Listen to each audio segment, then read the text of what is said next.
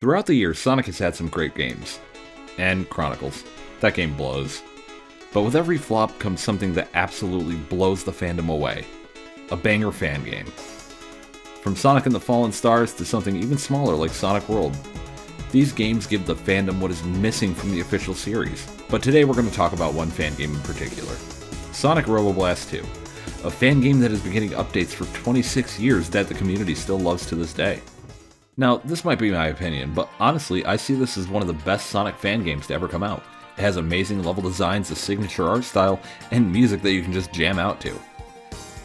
Now, just because I see this as one of the best Sonic fan games out right now, doesn't mean it's the best for everyone, but what makes it so great?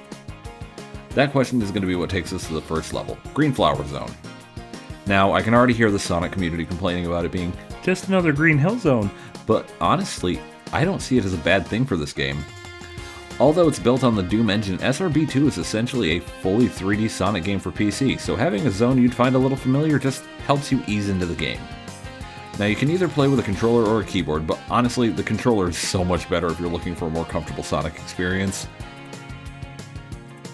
Throughout the levels in this game, you'll be able to uncover secrets, find alternate paths, and collect the Chaos Emeralds in a Nights into Dreams style special stage, which honestly, mwah, is beautiful. Love it when people know what Nights is. Good job, Sonic Team Jr. Speaking of collecting shit for unlockables, this game has tons to unlock. By either collecting emblems or completing levels, you can unlock a solid chunk of content, like new characters such as Amy or Metal, to entirely new levels like Pipe Tower Zone, an entire level based on Mario with a fully working Fire Flower power-up.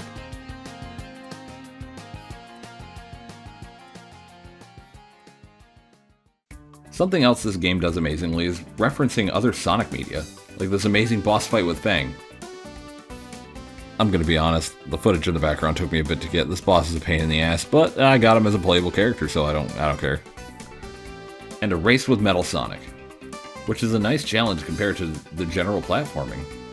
The race is just platforming with consequences, but if you can keep up with Metal, you even get to fight him one-on-one. But fighting with that rusted bucket of sass is nothing compared to the final boss, Black Eggman, a beautiful boss fight crafted carefully to be challenging yet fun. Which gives us one of the downsides to this game. Super Sonic is now just a sparkly reward for collecting some rocks, yet again. But there's a mod that fixes this and adds an exciting space battle with this egg-shaped asshat. Now, you might be thinking to yourself, oh, well, cool, it has levels and stuff, but what's kept it going for 26 years? And the answer to that is... just kidding, it's the modding scene.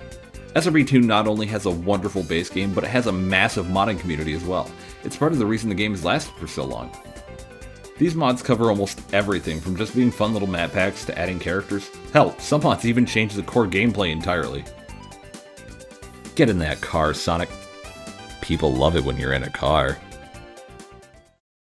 They really don't. But the mods don't only add maps and characters, some mods even have their own stories entirely. Like Tortured Planet, considered a map pack, this mod adds an entirely new story to play and a decent amount of new stages to explore. Luckily, most mods are either stored in your files as PK3 files or WAD files, both extremely compact and small due to having to run with the original Doom. So, you don't really have to worry about storage when you eventually go on a 2-week mod binge like that Minecraft pack that you forgot about. But if you've ever wanted to play as Tails Doll, the boyfriend, or even Hatsune Miku, stop staring at me, the dress is comfy. I mean, you can. Some characters even have custom abilities through Lua scripting, like Silver, who gets his telekinesis abilities.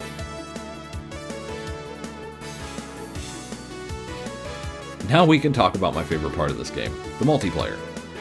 You can either host the server from your PC directly or use a dedicated server.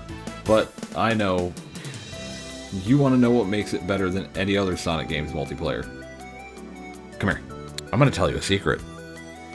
You aren't tethered to the other players in the game.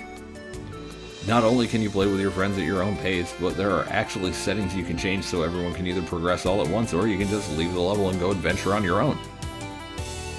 But if you don't want to play through the story with your friends, SRB2 also has a few multiplayer battle modes. like capture the flag, hide and seek, or just PvP battles. The best part about the multiplayer, though, has to be the accessibility to mods. There are settings to enable it so that when other people join your server, they can directly download the mods from your PC, so you don't have to worry about mod compatibility or anything. And on top of that, you get to play mods! Now that I've chewed your ear off about what I love about this game, that doesn't mean it's without its flaws. Like that supersonic paperweight thing that I mentioned earlier, or the fact that the controller compatibility can be kinda jank sometimes. Perfect for single player, terrible for multiplayer. But that's not the point of this video.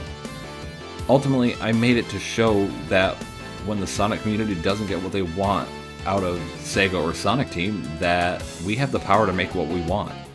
It's one of the reasons that I enjoy being a Sonic fan. Hell, if you really think about it, without Sonic or SRB2 as a whole, I don't think I'd be where I am today, because I would have no idea what the hell Sonic Paradox is. So, if you're looking for a Sonic fan game to play that isn't some EXE shit, then take a look at SRB2. It's a genuinely fun game that you can make your own, due to it being incredibly easy to mod.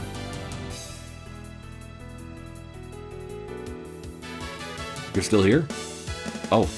Well, thank you for making it to the end of the video. If you liked it, feel free to subscribe. It's free, and I genuinely appreciate the support. But with that being said, I'll see you guys when I decide to upload again. I don't know when it'll be.